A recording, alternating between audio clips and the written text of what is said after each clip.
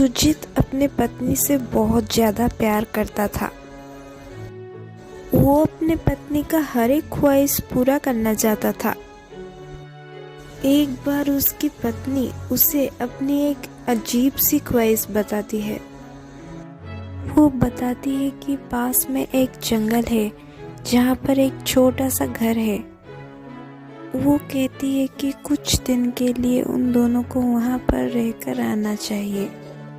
इस बात से सुजीत भी राजी हो जाता है। फिर वो दोनों उस घर में रहने के लिए निकल जाते हैं। जंगल के रास्ते से जाते वक्त सुजीत बहुत ज़्यादा घबरा जाता है। अब उस नए घर में जाने के बाद सुजीत को अपने पत्नी के अंदर एक अजीब सी बदलाव नजर आती है। उसकी पत्नी उसे ये कहती है कि उसको बंद कमरे में उस घर में अकेले रहना है।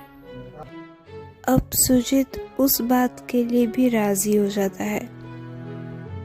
इनके घर के पड़ोस में एक बूढ़ी औरत रहती थी। अब उस औरत के साथ इन दोनों की काफी अच्छी दोस्ती हो गई थी। यहाँ पर कुछ साल बिताने के बाद उनका एक बेटा होता है।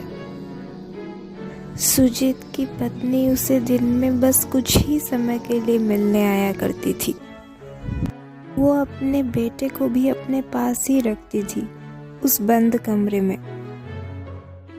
अपने बेटे से ना मिल पाने के कारण सुजीत बहुत ज़्यादा परेशान हो चुका था। एक दिन सुजीत रात को अपने कमरे में सो रहा था, तभी अचानक उसे किसी की रोने की आवाज़ आती है।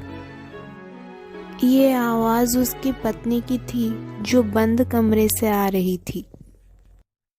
अब जब सुजीत उस कमरे में जाता है तब वो देखता है कि उसकी पत्नी ने अपने ही बेटे का खून कर दिया है। उसकी पत्नी रो रही थी और जोर जोर से कुछ मंत्र पढ़ रही थी। सुजीत की कुछ भी पूछने से उसकी पत्नी कुछ भी बता नहीं रही थी। इन सब से सुजीत काफी ज्यादा घबरा गया था।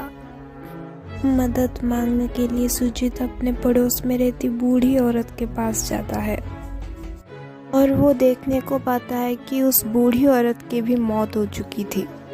अचानक उसकी पत्नी की रूप बहुत भयानक बन जाती है, जैसे मानो वो एक डायन हो।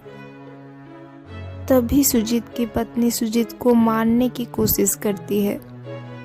डर के मारे सुजीत उस घर से भागने लगता है। वो उस घर को छोड़ के अपने गांव चला जाता है। वहाँ पे वो अपने दोस्त को सारी कहानी बताता है और अपने पत्नी के बारे में भी सब कुछ बता देता है। वो अपने दोस्त से पत्नी को ठीक करने के लिए मदद मांगता है, फिर से उस घर में जाने के लिए कहता है। उसका दोस्त जब उस जगह पर पहुंचता है तब वो देखता है कि वहां पर कोई भी घर नहीं होता है, ना ही सुजीत की पत्नी वहां पर मिलती है। उसके बाद सुजीत का दोस्त पास में एक दुकान वाले से उस घर के बारे में पूछता है। उस दुकान वाले ने कहा कि आज से कुछ साल पहले सुजीत का एक एक्सीडेंट हुआ था। इस एक्सीडेंट में सुजीत की पत्नी की मौत हो गई थी। सुजीत अपनी पत्नी से बहुत ज़्यादा प्यार करता था।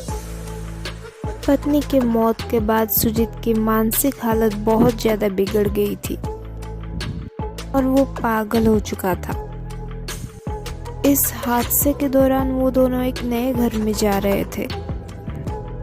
उस दिन के बाद से सुजीत को ये लगता है कि उसकी पत्नी अभी भी जिंदा है और वो सभी लोगों को अलग अलग कहानियां सुनाता है और मदद मांगता है, जो कि सच नहीं है।